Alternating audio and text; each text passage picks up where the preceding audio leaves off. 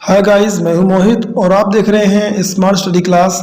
Guys, आज की हमारी नई स्टोरी है merchant and his donkey. Guys, यहाँ पर मैं आपके लिए नई नई स्टोरीज लेके आता रहता हूँ और उनका हिंदी ट्रांसलेशन करके मैं आपको इंग्लिश सिखाने का प्रयास करता हूँ। राइट, तो यहाँ पर आप सीखते हैं नए नए वर्ड्स और ग्रामर के कुछ ऐसी ट्रिक्स जो जिसकी वजह से आप इंग्लिश का हिंदी में आसानी से अनुवाद कर सकते हैं।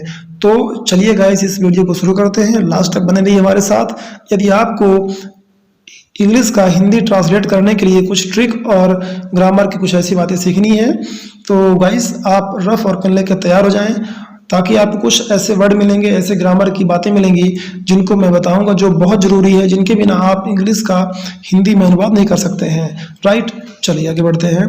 तो टाइटल है, यानी स्टोरी का जो शीर्षक है, a merchant and his donkey, एक व्यापारी और उसका गधा। हिज यानी उसका। देखिए यहाँ पर हर एक और वर्ड होता है हर, जिसका मतलब होता है उसका या उसकी। लेकिन यहाँ पर क्या है, यहाँ पर जो व्यापारी है वो एक मेल है, पुरुष है। ठीक है, तो हम पुरुष के लिए हिज वर्ड यूज करते हैं और फीमेल के लिए हर यूज करते हैं। दोनों का मतलब सेम रहता है। चलिए स्टोरी में आगे बढ़ते हैं। वन ब्यूटीफुल स्प्रिंग मॉर्निंग, एक सुंदर बसंत मौसम की सुबह की बात है। स्प्रिंग यानी बसंत का मौसम। एक व्यापारी यानी a merchant loaded his donkey, एक व्यापारी ने क्या किया, अपने डंकी को उस पर सामान रखा, लोड किया।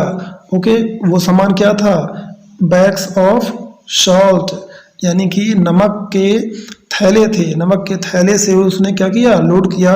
विथ यानी से, विथ यानी से।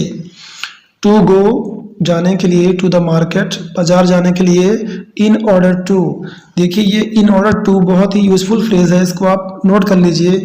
इसका मतलब होता है के लिए। ठीक है, के लिए। ठीक है, ये बहुत ही यूजफुल है। टू सेल, तो किस लिए, सेल करने के लिए, सेल करने के लिए, बेचने के लिए नमक को वो बाजार ले गया। द मर्चेंट यानी वही व्यापारी, एंड हिज डंकी और उसका गधा। हिज यानी उसका, गधा। वर यानी थे। Walking along together, together means एक साथ, एक साथ। अलोंग यानी साथ साथ। तो इसका मतलब हो गया, इस फ्रेज का मतलब हम नोट कर लेंगे। अलोंग टुगेदर मतलब साथ साथ वॉकिंग कर रहे थे। Right, they had not walked, they had not walked, वे नहीं गए हुए थे, मतलब कि बहुत दूर नहीं गए हुए थे। फार, फार मीन्स दूर। तो इसका मतलब होगा कि वो बहुत दूर नहीं गए थे। ओके, इसको आप नोट कर लीजिए। फार एक होता है FOR, वो होता है फोर, फोर यानी के लिए। लेकिन यहाँ पर क्या है, फार यानी दूर, फार यानी दूर। ओके, चलिए, तो ये इस तरह के बहुत कंफ्यूजिंग वर्ड्स होते हैं, सो इनको आपको नोट करना है। फॉर और फोर और फार। फार, फार मीन्स दूर। व्हेन, व्हेन यानी जब। दे रीच्ड, वे पहुँचे।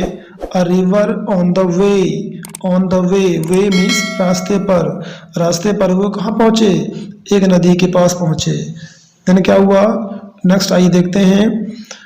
अनफॉर्चुनेटली, अनफॉर्चुनेटली यानी दुर्भाग्यवश, दुर्भाग्यवश क्या हुआ, दुर्भाग्यवश। ओके, आइए देखते हैं कि क्या हुआ। अनफॉर्चुनेटली यानी दुर्भाग्यवश। द डंकी स्लिप्ड, डंकी क्या हो गया, स्लिप्ड हो गया, फिसल गया। स्लिप का सेकंड फॉर्म क्या हो गया, स्लिप्ड हो गया। एंड और fail into the river, fail यानी गिरना या गिर जाना। ओके, तो गिर गया, वो कहाँ गिर गया, इनटू यानी में, रिवर में, नदी में गिर गया। As it scrambled up the bank of the river, क्या हो गया, मतलब एज इट स्क्रैम्बल्ड मतलब वो फिसल गया, स्क्रैम्बल्ड हो गया, लड़खड़ा गया। जैसे ही वो वहाँ पर लड़खड़ा गया नदी के पास, तो क्या हो गया, वो गिर गया। ठीक है, देखिए बैंक ऑफ द रिवर यानी होता है नदी का किनारा। बैंक यानी आप सोचेंगे कि बैंक तो जहाँ हम पैसा जमा करते हैं और निकालते हैं उस जगह को हम बैंक कहते हैं, उस बिल्डिंग को हम बैंक कहते हैं। लेकिन यहाँ पर बैंक यानी क्या हो गया, किनारा। इसको आपको नोट करना है। ओके, बैंक यानी किनारा, ये हो गया।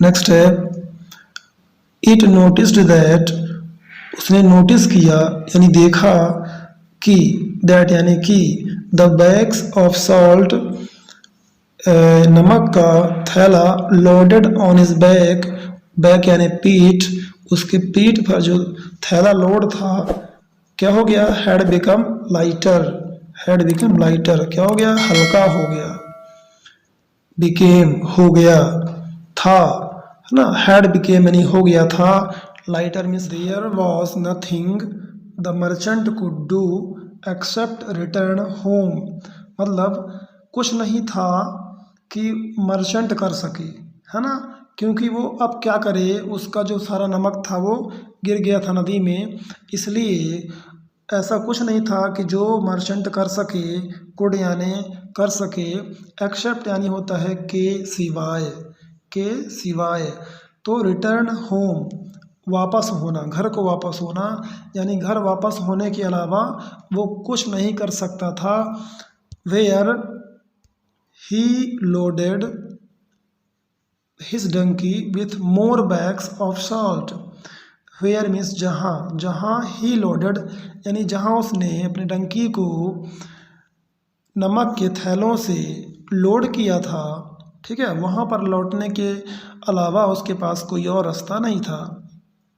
देन क्या हुआ, as they reached the slippery river bank again, जैसे ही, एज यानी जैसे ही, वे पहुँचे, दे रीच्ड कहाँ पहुँचे, स्लीपरी रिवर बैंक, स्लीपरी यानी कि जैसे ऐसा प्लेस जहाँ पर फिसल जाते हैं, है ना, फिसलन जहाँ होती है उसको बोलते हैं स्लीपरी, स्लीपरी नदी के किनारे पर वो पहुँचे, अगेन मीन्स फिर से, the donkey fell into the river, donkey फिर से गिर गया, the donkey fell into the river, donkey क्या गिर गया, वो नदी के नदी में गिर गया, sorry, fail into the river, fail means क्या होता है, गिर जाना, इनटू यानी में, तो वो नदी में गिर गया। दिस टाइम, इस बार, दिस टाइम यानी इस बार, डेलिबरेटली जानबूझकर, डेलिबरेटली यानी जानबूझकर, thus the salt was wasted again, salt क्या हो गया, नमक इस बार फिर से वेस्ट हो गया, फिर से खराब हो गया। By now the merchant knew the donkey's trick, by now यानी अब तक, बाय नाउ मीन्स अब तक, ठीक है, तो इसका आप हिंदी नोट कर लें। ऐसे ही वर्ड होते हैं जो बहुत कंफ्यूज करते हैं इंग्लिश का हिंदी अनुवाद करते समय।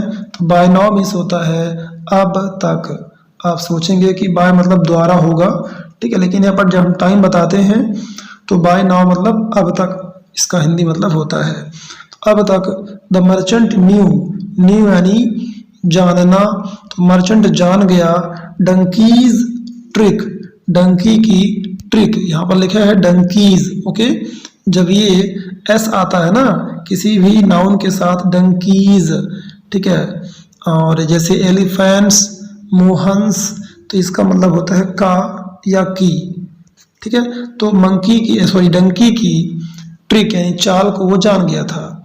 ही wanted to teach the animal a lesson, वह चाहता था, टू टीच यानी सिखाना, ठीक है, उसे एक, उस एनिमल को, उस जानवर को वो एक लेसन यानी एक पाठ सिखाना चाहता था।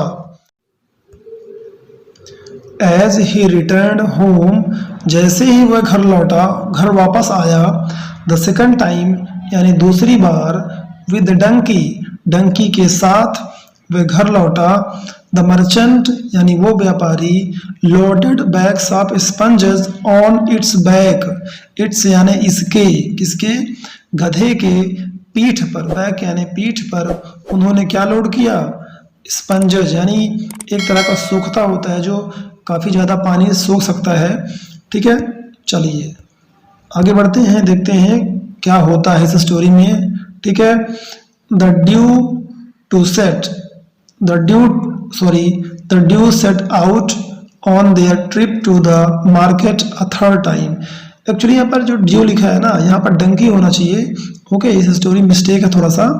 द डंकी, या उसको शॉर्ट फॉर्म में डियो, ठीक है, यहाँ पर डंकी होना चाहिए। द डंकी यानी वो जो गधा था, सेट आउट यानी निकल पड़ा, निकल जाना, कहीं के लिए जब हम निकलते हैं तो सेट आउट वर्ड का यूज करते हैं। ऑन देयर ट्रिप, अपनी ट्रिप पर, ठीक है, अपनी ट्रिप पर वो निकल गया कहाँ की ओर, टू द मार्केट, बाजार की तरफ, अ थर्ड टाइम, तीसरी बार वो बाजार की तरफ निकला।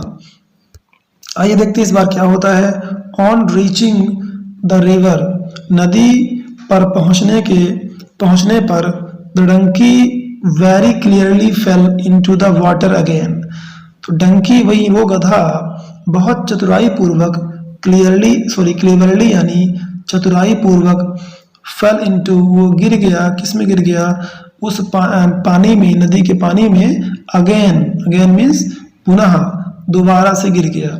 बट नाउ, लेकिन अब instead of the load becoming lighter, instead यानी होता है के बजाय, के बदले, तो वो जो उसका लोड था, भार था, वो लाइटर यानी हल्का होने के बजाय इट बिकेम हैवियर, ये और हैवी हो गया। इट बिकेम हैवियर, यह ज़्यादा भारी हो गया। राइट, क्योंकि वो सोखता था, स्पंजी, वो बहुत ज़्यादा पानी सोख लिया और वो भारी हो गया। Next, the merchant laughed at the donkey, गधे पर व्यापारी ने हंसा, लाफ्ड यानी हंसा, एंड और कहा, said, you foolish donkey, you foolish donkey, तुम मूर्ख गधे हो, your trick has been discovered, तुम्हारी जो चाल थी वो खोज ली गई है।